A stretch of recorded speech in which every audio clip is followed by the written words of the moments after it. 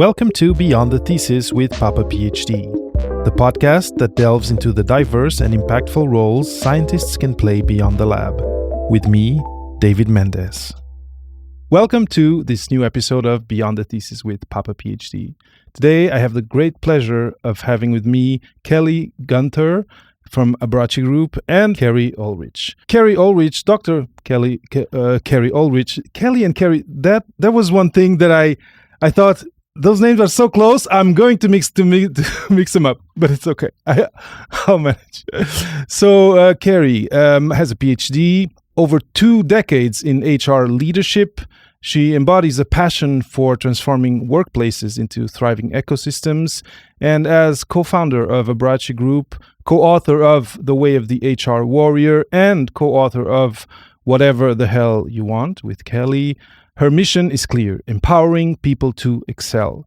Through the Breakout podcast with Kelly again, Keri delves into the narratives of those who break boundaries and embody change. She earned her PhD in Human Development and Organizational Systems from Fielding Graduate University. She also holds a Master's in International Peace and Conflict Resolution from American University, an MS in Global Human Resources from Loyola University Chicago, and also a Bachelor's in Psychology and Business from Carnegie Mellon University. Beyond her professional endeavors, Keri channels her skills as a court-appointed special advocate, volunteer advocating for children's welfare. Based in Southern California with her family and 2 dachshunds, Keri's passion resonates in her commitment to enhancing workplace dynamics and enriching lives beyond organizational boundaries. Keri Gunther is the co-founder of Abbracci Group, co-host of the Breakout podcast, and co-author of Whatever the Hell You Want, like I just said, in which she brings a holistic approach to people and talent, focusing not only on the organization, but also on the individuals who create teams. She has led sales training programs and certification processes for over 500 VPs, sales executives, and branch managers. Her unique leadership style allows for opportunities to diagnose needs and offer solutions through a deep understanding of the people, processes, and practices involved. Kelly holds a Master of Education from Carroll University and a Bachelor of Arts in English from the University of Wisconsin-Oshkosh. She's an IPEC certified professional coach, as well as a certified pro-site change management practitioner, along with a variety of personality assessments, including Caliper, IPEC Energy Leadership Index, and Myers-Briggs Type Indicator. She also lives in Southern California with her rescue dog. There we go. Stone. She is an advocate for animals, ensuring that they find happy and healthy forever homes. Welcome, Kelly. Welcome, Keri, to Beyond the Thesis. Super happy to have you here today. Thanks for having us. Thank you so much. So, yeah, we already kind of, showed where the bridge is between your work and why I invited you on Beyond the Thesis. I really like the terminology you had of the evolving situation in the book, and now it's escaping me, but the freedom part means probably not a box, but a space, a community outside. But this question of expectations, making decisions based on expectations, be it yourselves or others, can start really early, like you said, Keri. And maybe let's start with Kelly. I'd love to hear why you gravitated towards this question, and maybe an example from how in your life you dealt with this problematic of, I now realize I'm inside a set of boxes that some of them may align with me, but some not, and now I really need to find a way to tear them up and move on to another way of existing in life and in society. What's a story you can share from your life? So I'm in the minority here. I'm the only one who doesn't have a PhD. So I'm outing, obviously you explained that in the bio. When I was a sophomore in high school, I was an average student. Average because of I loved English, loved history, loved all the arts, science, arts pieces of school. Math and science were the triggers for me. I just had an emotional and almost like a physical reaction when I ever had to do a math problem. I would start crying, and I had all this tension in my body because I just didn't feel confident. And so when I was struggling in sophomore year, that's when people started asking the question of, where are you going to go to college? What do you want to do with the rest of your life? Like, you're at 15 or 16 supposed to know and have a crystal ball as to what that rest of your life looks like. And, my grades were, average, as I mentioned. And when, I said I wanted to go to college, and I didn't know what I wanted to do, but I knew that was the future for me. And my math teacher knew that I was struggling and said, some kids aren't meant to go to college. And it can do one of two things to you when you hear something like that. It can either validate the fact, my fear of, I'm not good enough, I can't do this, there's no way, I should maybe not even explore college. Or it can light the fire in your belly to actually say, you know what, I'm going to prove you wrong. And so that's the option I took. I think that was always kind of in me anyway, but I just needed something to kind of stoke it. And so I decided to go to college. The first 2 years were a bit rough because I was in living situations where, I was living in a close little box with someone that I didn't know. And it turned out our styles could not be more different. Once I was able to get past and understand more about myself in college, I had a great mentor who didn't allow me to quit the first day, which is what I wanted to do because I'm like, I can't do this. I had people advocate for me every step of the way. And when I finally started realizing, Kelly, what is it that's important to you? Living alone was important to me. I couldn't be distracted. I wanted to have control of my own kind of surroundings. That allowed me the focus to actually find what it is that I wanted and really work toward that goal.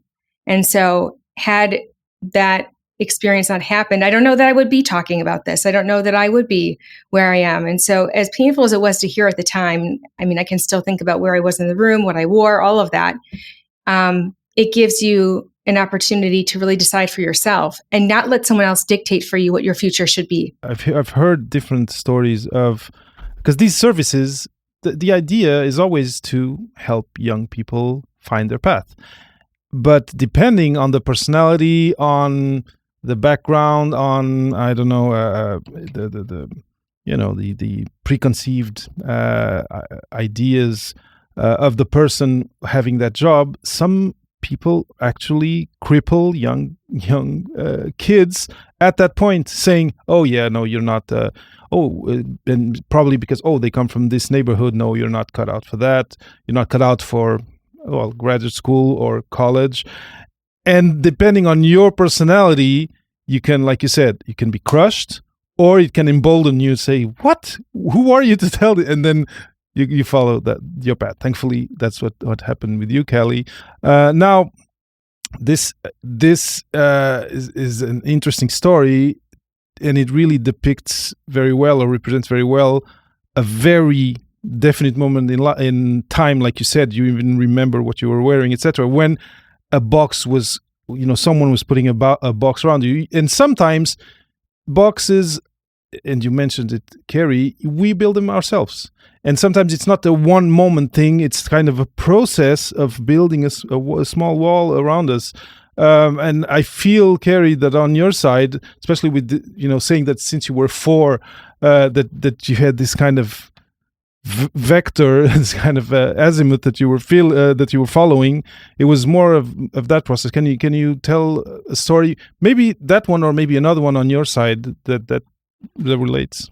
I want to say too, when Kelly was talking, I was thinking that piece of the words are so powerful. So we tend to put expectations on everyone. I know I put expectations on my son. I try not to put so many, but I know you do, about even cutting your hair or going to college, not going to college, all those things. And it really is your personality that you kind of have to ask yourself, am I very much a rule follower? Because if Kelly was a complete rule follower, and Kelly and I know how much we follow rules because we use the caliper assessment that we love so much. So we kind of have this percentile of 1 to 99 percentile, 99 meaning you very much like rules. And Kelly, it doesn't, and neither do I. So that helps us then when someone in authority or the hierarchy tells us something, our first reaction might not be to listen to it. But if you're a kid who is so rule and so authority based, and you respect that authority, and the authority, like Kelly's teacher, came in and said, not everyone should go to college. They're like, okay, well, the authority told me. And so that just doing that kind of self-awareness work to say, how much do I love the rules? And if I do, it's even going to be harder to break out of some of those boxes just because of your personality. And so Kelly she had an edge because she's kind of down the middle, if I remember correctly, Kelly, on rules. So, but to answer your question, David, for me, there are some expectations that are good. So that's what Kelly and I always try to say, that some expectations actually serve you well. I had an expectation that women worked in the family. I always saw women who worked. They raised a family and worked. My grandmother was a nurse at night. She went and delivered babies, and then she worked the third shift. So she would go at 11 o'clock at night, deliver babies on her feet all night, and then come home. And at 5 a.m., she raised 4 kids because her husband didn't do much, according to what I've heard. Like he went and did his own job, and then she like raised all the kids and like slept for a few hours, which is totally unhealthy. But I always had women who worked. So that was like the expectation that I would work. And I like that one, so some of these actually serve you well. I think the one that I had, sorry if I said 4 years old, it was 4th grade that I remember. 4th grade. Oh no. I'm not very good detailed, but yeah, I would be really impressed if I was 4 though. But anyway, no, I remember just in 4th grade having that expectation for myself. And so that one, thankfully, I didn't put a time frame on it. So I always knew in 4th grade I wanted a PhD. I thought it would be in psychology or something like that. And so that gave me a drive. What I had to be careful of though, and especially when all of us are in school, like you have these timelines, like I will be a PhD and then by 30, and then I will have a professor, and then I will be a professor, and then I will be tenured. And those things are what can drive you so just nuts. It can just drive you to the point where you feel like a failure, even though you look back, you're like, oh my God, I'm a PhD and I'm a professor, but I didn't do it by 35. So I'm a failure. So it's those types of expectations, right? That I had to watch. And so I got my PhD when I was 40. So that's really old compared to all the young 28-year-old PhDs who have this different trajectory.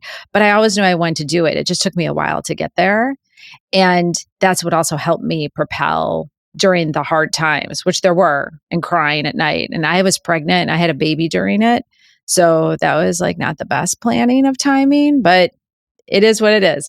So I think that some of those expectations can really help you. It's just making sure the expectation doesn't become bigger than you want it to be and have such rigidity to it that you can no longer even break out of that box because it's such as a solid box with no air holes, if that makes sense. You were talking and I was thinking, because the metaphor is boxes, right? But if we, and I was really thinking of it as like the Russian dolls, right? The matryoshkas, or cardboard boxes. But if we think just as let's say a virtual box, difference is there's a box that pushes you, that pressures you to stay how and where you are, is one thing, and that you don't really want. But if the box is a box which has a vector that goes out and that allows you to grow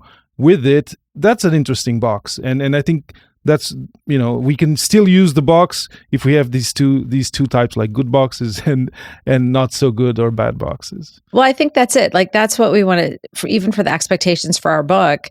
It's just not everything is negative, right? Again, some of these expectations are not bad expectations. but it's doing the work to understand where it comes from. How does it serve you? Is it constraining you? Are you being cruel to others? That's really the biggest thing. I know the title is whatever the hell you want, but we do have a disclaimer in there that this doesn't mean you go out and like steal because you're like, hey, it's whatever the hell you want. No. It's doing what you want and living your authentic self, but not being cruel to other people and letting other people live their authentic selves as well. So that's kind of, it's a balance, right? Because it's not all black and white. There's tons of gray, and that's kind of life to figure that out and work through it. Hi there. If you have questions and doubts about your professional future as a young scientist, as a PhD, you can now talk directly to me by joining the Beyond the Thesis community on school.com. If you go to skool.com/papaphd, you will find a safe space and a community of people like you figuring out their postgraduate school career journey. And you will have ample opportunity to talk with me directly and ask me your questions on live coffee time sessions and on weekly Q&As. Additionally, you will find courses and also have the opportunity of having one-on-one calls with me. So remember, skool.com/papaphd. See you soon. In the book, you have, of course, a bunch of references in the end, but you talked with different people to get these stories, these different types of stories. Can you tell us a little bit about how, what the approach was, what the method was to write whatever the hell you want, and to get this insight on this question of, being stuck in boxes in life and being able to change that situation and to grow? Well, it's really kind of born out of our podcast. So we had a podcast called Recharge Your Life, which we morphed into what is now the Breakout podcast. And we're always inspired by people who have made changes to their lives in ways that were either directly that they knew that they wanted to make the change, and so they did the hard work, and they're living their best life, or people who something happened to them. Loss of a child, divorce, loss of a job, things that many of us can relate to. And some practical applications of the good, the bad, the ugly. What was something that, what was the first step you took when whatever happened? And what we realized was that there are so many themes that kind of emerged from that. The fear, the isolation, the sense of there's a right way and a wrong way. And what we wanted to do is we wanted to bring it to life in a book because, I've struggled with this. I still struggle with it, of feeling like I should be. Keri and I are very conscious about using the word should, because it's a very judgmental word, and it's laced with a lot of shame. And so there's a lot of, we're inspired by the everyday people who've decided to do things that for them maybe took a longer time than others, but it was something that truly changed their life completely. One of my favorite stories is a guest who was a lawyer, did kind of all the aspirational things, right? Went to school, got his, became a lawyer, living the life, having a great career, making lots of money. Mom was very happy that son fulfilled her wish of becoming an attorney. And he said, I'm just not fulfilled. Like, this isn't my calling. And he became a professional clown. And his story was one that was so inspirational because there were so many people who, whether they said to his face or not, that there's a judgment because it's a very, very, very dramatic shift. But for him, it was, seeing the joy on children's faces, and it was being able to bring happiness to somebody. And so he's living his best life. He never looked back. And I think that is the penultimate reason why we wanted to write this book, because we know there's a lot of people who are struggling with what does that next step look like. And we wanted to provide a model and a framework to which people can start looking at it for themselves, not with the expectation that they make a change, but if they want to, here's a pathway forward for you. Yeah. I think too, Kelly, you said it. I was just thinking, I remember Kelly and I've had a lot of career conversations with people. When you're in human resources, people come to you and they talk to you. And I always remember this one person who came in. He had to only be like 31 or 32. And I could tell he wasn't happy, even though he was getting accolades, he was getting promotions, he was getting money, and he was from like McKinsey, like all the things that, again, you would check the box and say, oh, you're doing so well. Check, check, look at you. And he had a wife and a child and blah, blah, blah. Okay. And I remember I said to him, I said, you don't seem very happy. And he was kind of an asshole at times too. Like he wasn't like the best person to work with because, again, he had this he wasn't happy. And I asked him I said, what did you want to do? What did you want to do? Because I don't think you wanted to do this. He said, I just wanted to be a PhD in philosophy. I just wanted to study philosophy. And I said, oh, tell me about that. He said, I was accepted to the University of Chicago, PhD in philosophy program. And I thought, oh my God. And I'm a Chicago girl. So of course I was all excited about that. And he said, but his father told him, no way, you'll never make any money. And so he ditched it and went to get an MBA. And now he's unhappy. And now I'm guaranteed he's not the best father or the best husband with that. And I remember that profound sadness that he had. And he was just like, well, I'm 31. I'm already married and a kid. What am I going to do? And it like still makes me tear up now because that's no way to live life. That's what I thought even then. That's no way to live life that you've already given up at 30. And you're like, well, that's the track I have to take. And Kelly and I, unfortunately, have heard too many stories about someone who's stuck and they're like, well, I got to do this now or else the wife or the husband won't love me or whatever it is. And we just wanted to put something good out there to help people who are feeling stuck, who can make that change because it is. I will tell you, I was stuck. I have a different life now and I'm far happier and nicer. Well, I don't know about nicer. I hope I'm nicer, Kelly. I don't know, maybe. But at least it feels better, so, and I'm more authentically, not so nice sometimes, but nicer. So I think that's it. It's addressing some of that profound sadness that we hear from people. And Kelly and I just don't, honestly, that like very hippie part of me is I don't want people to be sad. We do naughty things when we're sad and fearful and angry. It's not the best self. And sometimes people don't have the ability or they don't have a support system around them to help champion for them and advocate.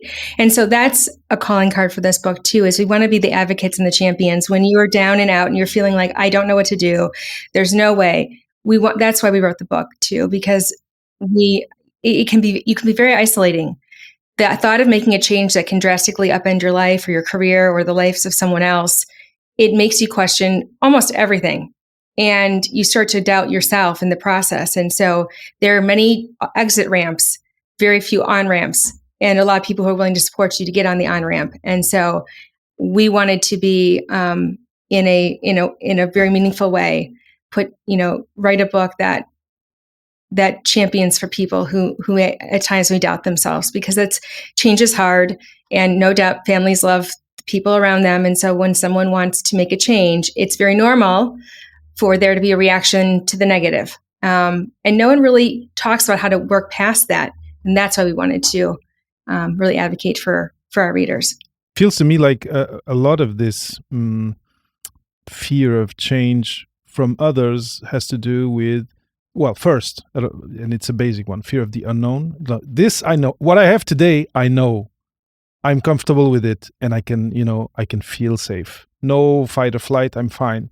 And then this person maybe who, let's say my partner, wants to do a pivot, how do I know what my day today is going to look like? That's fear-inducing. It's totally understandable. And what I feel you try to do in the book is to give people tools to first understand that situation, but still have the agency to say, trust me, I'm going to do something and you'll see it'll be better on the other side. Do you have any feedback on, for example, the person who decided to be a professional clown, how after that initial fear maybe of his family and loved ones, as a proof of concept that fear is normal, but on the other side, there's really improvement. I think the clown, which is one of our, again, favorite podcasts, he went through it though. I think this is what also Kelly and I like to do in our podcast in the book too, is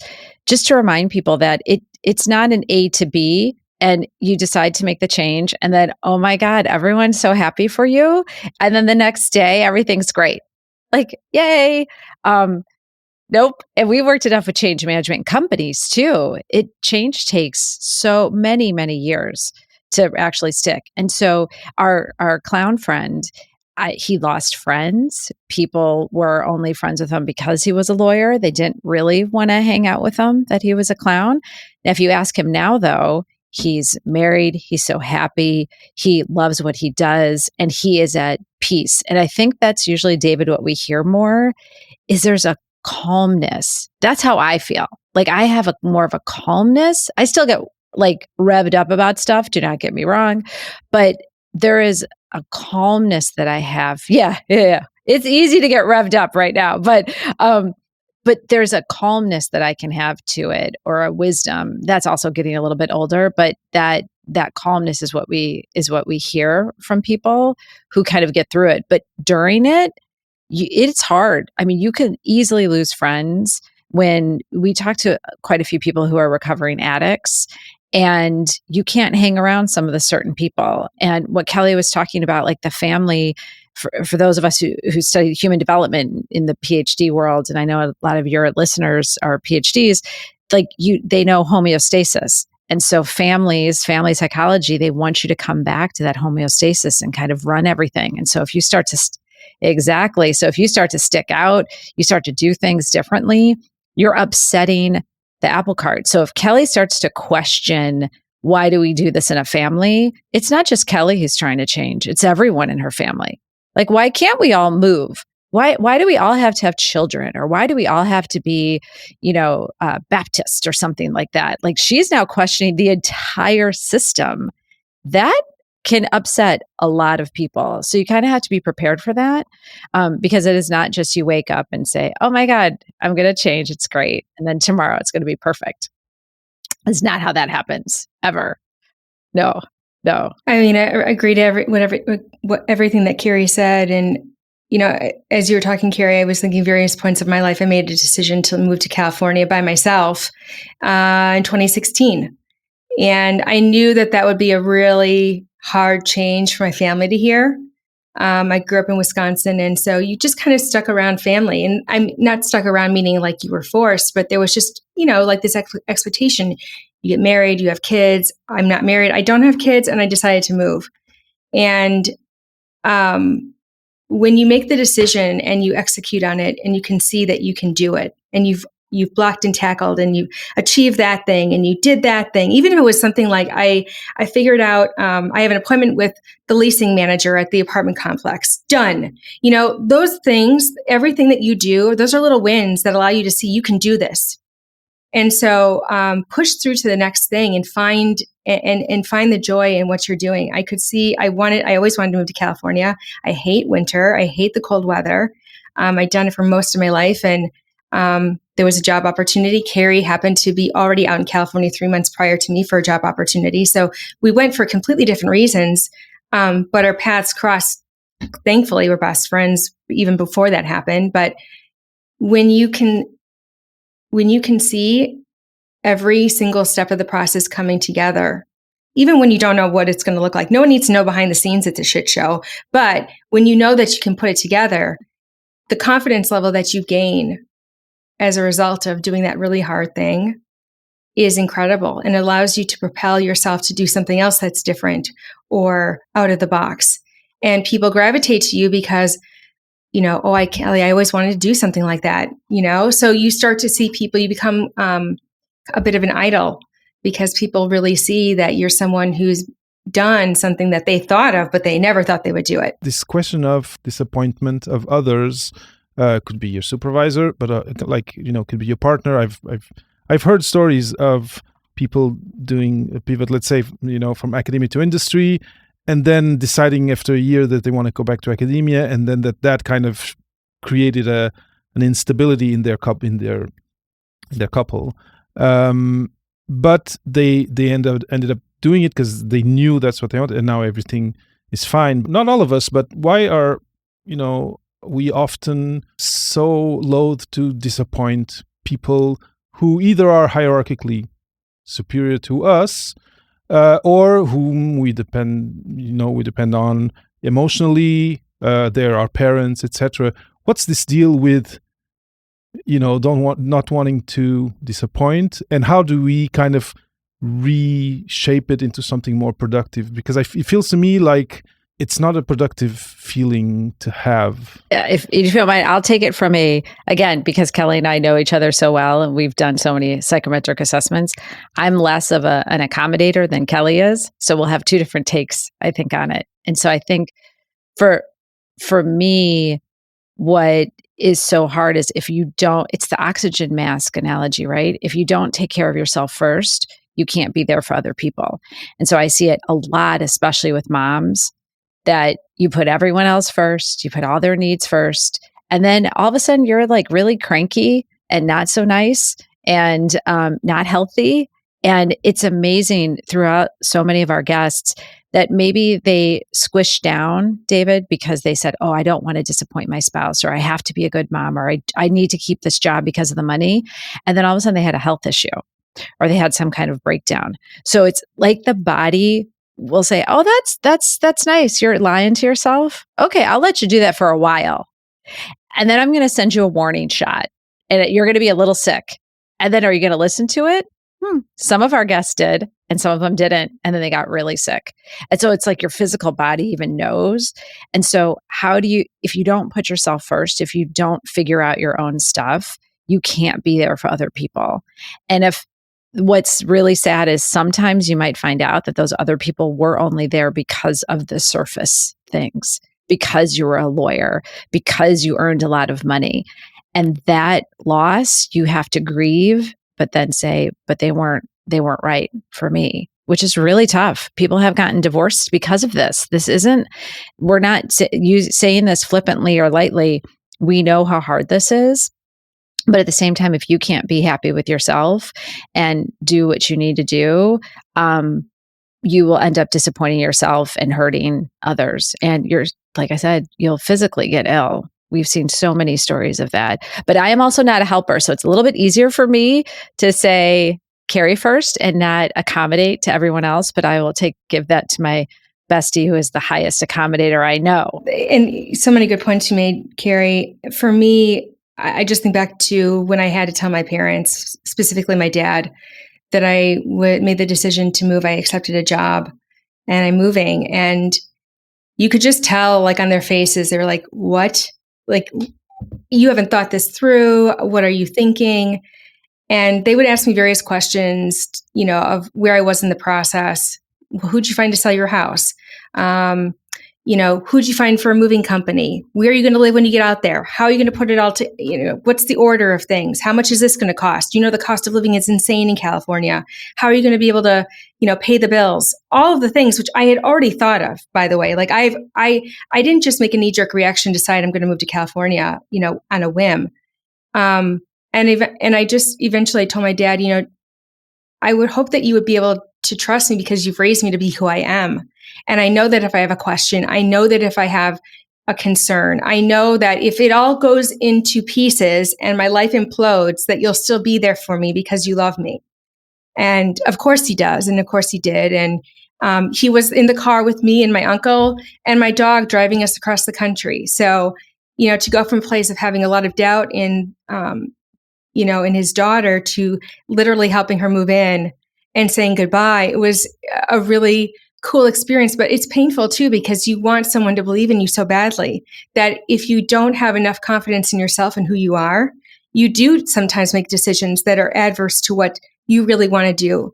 And you can wind up like, the gentleman Keri referenced that said, I really wish I could have just gotten my, study philosophy and live my best life. And I'm sure that if he had to do all over again, or he's coaching someone who comes to him, he's going to give the advice that he wished he had taken. I think, Kelly, that confidence piece is so key. And it's so scary too, because because it really is putting yourself out there. You're being very vulnerable by saying what you want and what you need.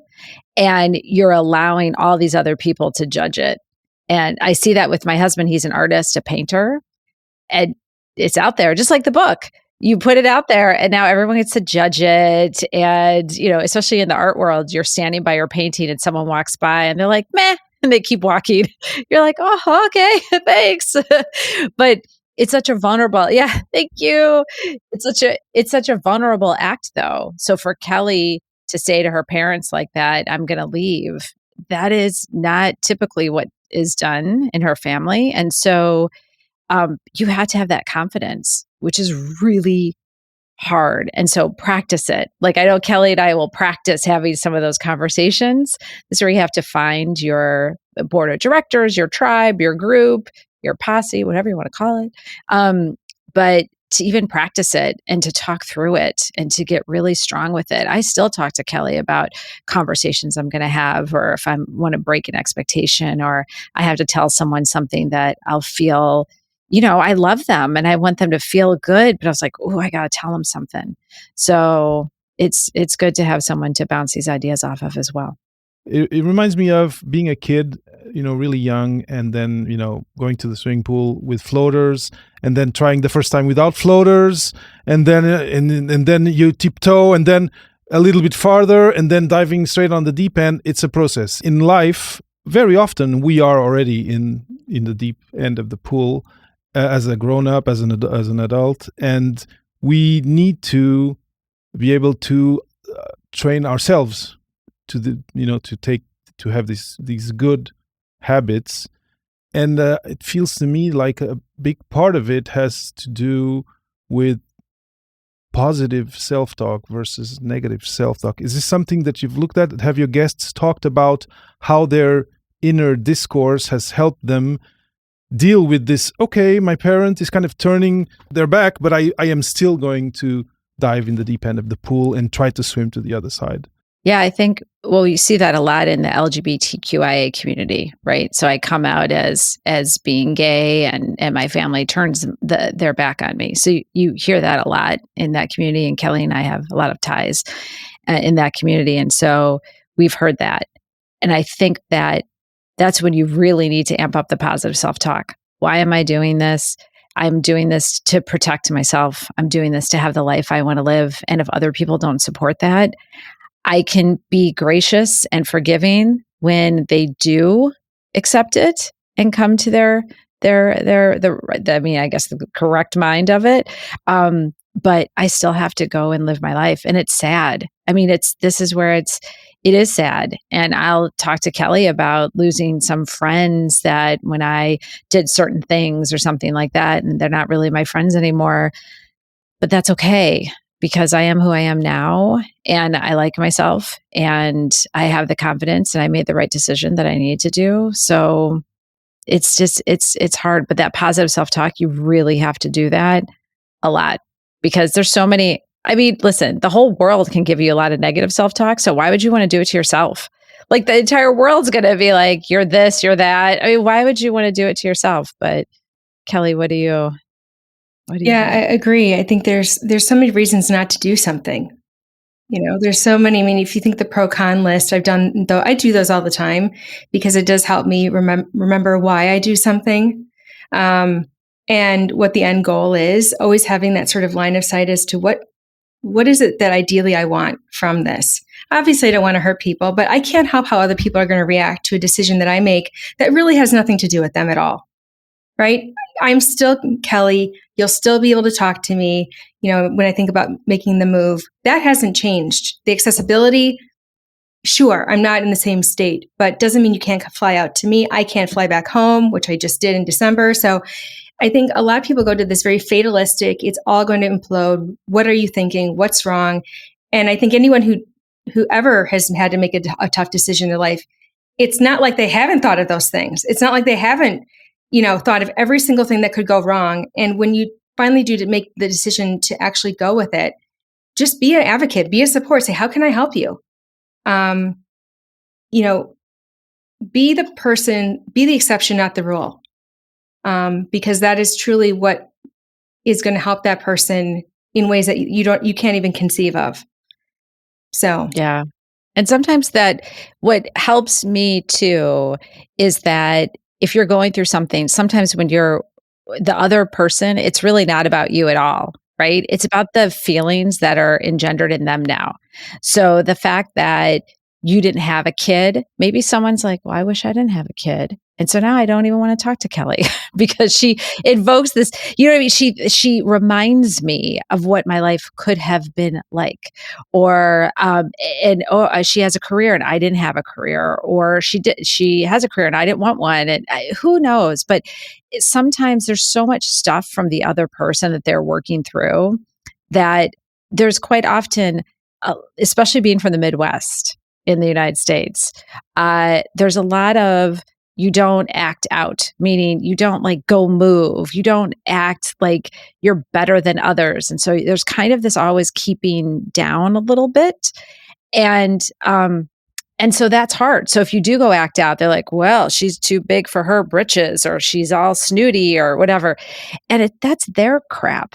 Do you know what I mean? There's this piece of remembering, like, a lot of it is their crap. I know when I was in an abusive relationship, I left, and the person I was talking to was also in an abusive relationship. And they were just like, well, why would you leave? You know what I mean? That kind of attitude of like, well, we're all in it together. And I'm like, no, I want to get out. Like, I don't want to be a part of it anymore. And so I think that helps too, remembering that what they're saying is more about them than it is about you. And that helps me. People will react because they will identify with something you said or something you did. They will compare it to their life and then react to that. It's a very, very interesting point, because it's about them, you don't need to take it personally, or you should not take it personally. Yeah, don't take it personally because it's about them. They're upset that you moved. They're upset that you're living your life, or you decided. I was just talking to someone the other day, and I was talking about the book, and we're talking about expectations. And she's probably, I don't know, like 50-ish or something. And she just went, huh. She looked up like this. She went, huh. I don't think I would have gotten married or had a kid if I wasn't kind of forced to. And you could just see this kind of crack then, right? All of a sudden the crack. It's just like, well, I love my kid. It's like, I didn't say you didn't, I just went, but you could tell she was like, oh, I'd have a very different life. Now you can do something with that. You can say, you know what, this is my choice and I'm glad I made it and I'm okay with it. You could say, I actually want to change some of this. I don't want to be married anymore. Or you could squish it down and just be angry and be sassy with people like Kelly, who don't have a kid or married, right? And they're just like, I don't like her. I don't like her. I don't like her. I don't like that she has what I have, which is a lot of people do that. I don't like you because you have what I have. Time has flown. I can't even understand how, but it feels like it's the right moment, because we're talking about situations. You gave some examples, situations where people maybe are making a decision that's not aligned with them to not disappoint other people. We're talking about changing the way you have your inner self-talk to be more positive. But you have a whole model that you present in the book, which is the break model. Maybe, I don't know if there's a really good segue from what we just said to go into that, but I don't want to end this interview without talking about the break model. Can you pick up on that? For sure. I always have it kind of right at the ready, because I was talking with someone about this yesterday, because they're making a relatively, I think, a very minor change to their life, but it was major to them. And so I wanted to meet them where they were at. And they're like, what do you think I should do first? How do you make the decision? How do you know if it's right or wrong? And I said, well, first you just have to figure out if it's something that you're passionate about. So, in our break model, it's being brave enough to decide that this is something that you really want. And so that's what I think about when I think of her. It takes a certain amount of bravery to do something different. It may not be that different from the way you currently live your life, or it could be very different. You're just doing something that you're consciously having to think about making a change to. So be brave enough to say that this is something that you want badly enough, or it may not be something you want badly enough, but use that filter. Then we talk about realize your expectations and why you want that thing so badly. What is the realization that you had that maybe there's a gap? Maybe I want to go and get an advanced degree and the PhD is exactly what I want, because then I'll be seen as an authority on this subject. Or I just have a passion about it and I want to become a professor, whatever it is. we talk about, exploring the possibilities that are around you. We talk a lot about this in coaching, learning and development of try something, observe someone's job, ask someone who's completed a PhD program, what are the good, the bad, and the ugly? What should I be, are there timelines that I should watch out for? There's so much information available to us now that you're doing yourself a disservice by not at least doing some of that research. Then we talk about acting. What are the actions you need to take? Action is like our favorite word. It's our love language, Keri and I. What are the actions you need to take to bust yourself out of that box and put yourself into a situation that is better than or different from where you are right now? And then it's about keeping it going, keeping the momentum alive, and sustaining that change.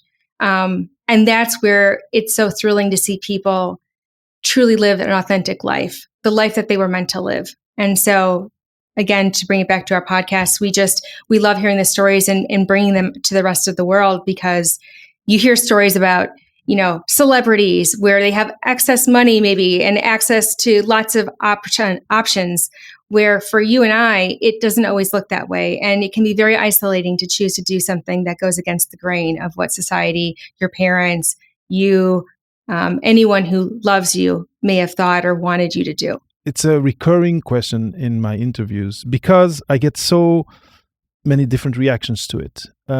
Often you have someone that you're meeting and that has this professional journey or academic journey, and that says, "Oh, I had great mentors, and and they've really helped me and decide and orient myself." And then you have other people that you ask them, "So, did you have any mentorship? Did someone make a difference for you once you got into this domain or into the PhD or whatever?" And then they'll say no. Why do, like this, let's say half of the people say, "No, there was no one," and then the other half somehow magically, and I know it's not magical, I'm kind of asking this question like this, I have some answers, but I'd like your reflection on it, on what makes people find mentors. How does that happen? And mentors and models that can advocate for them and that can kind of champion them and pull them up.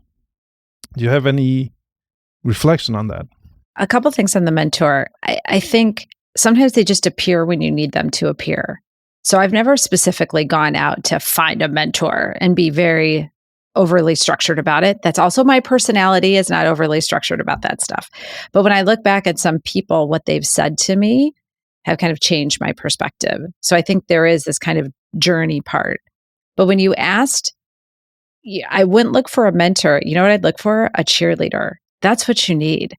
And not like a cheerleader that never clocks you on anything to say like, "Okay, girl, don't do that," right? You have spinach in your teeth.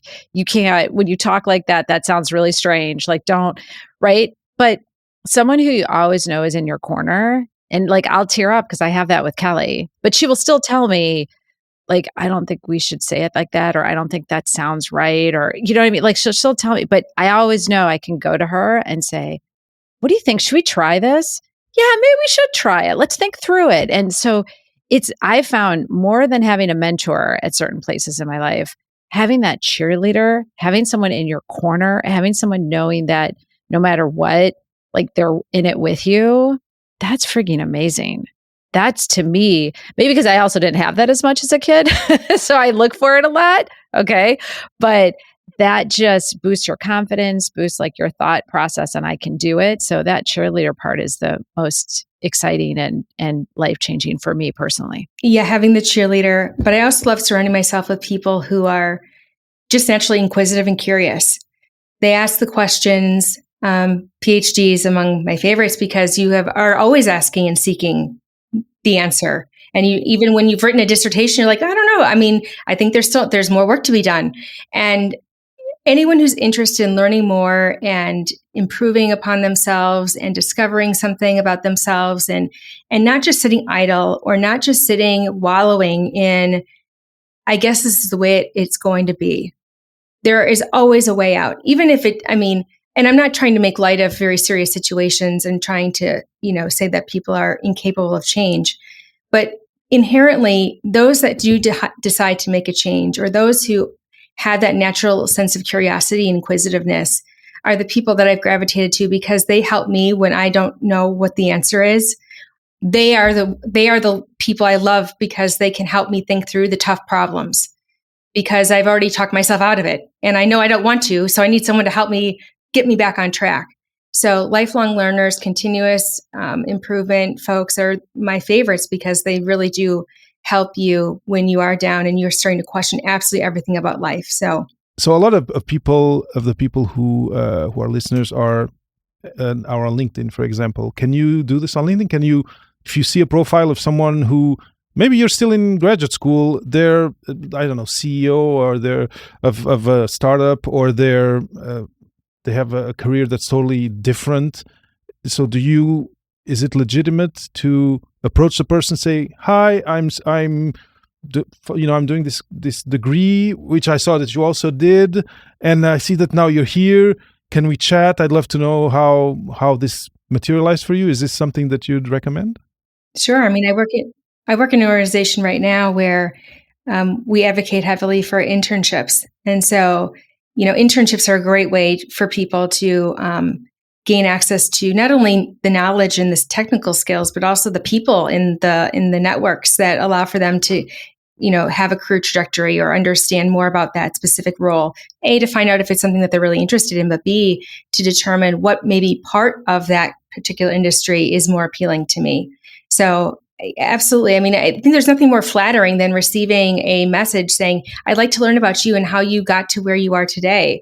Can you tell me your story? People love talking about themselves inherently. So I remember going to a sales training and someone said, salespeople love themselves because they're their own favorite subject matter. So be your own favorite subject matter and advocate for yourself by doing things that might seem a little bit out of the box, because you'll never know who will pick up that phone or reach out to you and say, sure, I'd be happy to talk. Keri and Kelly, an hour has passed so fast. I kind of want to kind of sum up some of the points that I before finishing the interview that are staying with me. And so in this book, Whatever the Hell You Want, and with the break model, I think what's really interesting for me is that I think all of us, because as humans, I think that's how things happen.